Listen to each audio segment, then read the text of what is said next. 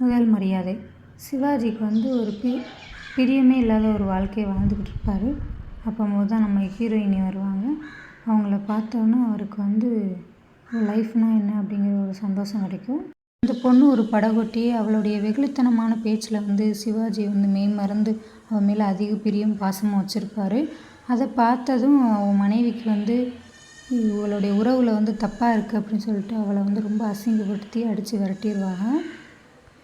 அடுத்து சிவாஜிக்கும் அவருடைய மனைவிக்கும் இடையில என்ன பிரச்சனை அப்படின்னு சொல்லிட்டு இவள் தெரிஞ்சுக்கணும்னு நினைக்கிறா.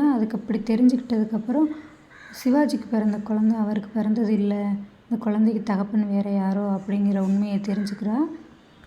சிவாஜியோடைய முதலாளி வந்து சொல்கிறா, இந்த மாதிரி என் பொண்ணு இப்படி தப்பு பண்ணிடுச்சு, குடும்ப கௌரவத்துக்காக நீ அந்த பிள்ளைய கல்யாணம் பண்ணி தான் ஆகணும் அப்படின்னு சொல்லிட்டு காலில் விழுகிறாரு.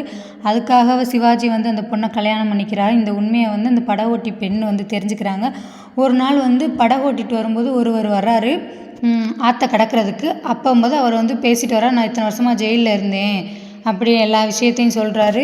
இன்னாருடைய மனைவி தான் அவர் மக வந்து எனக்கு பிறந்தது அப்படிங்கிற மாதிரி சொல்கிறோம்.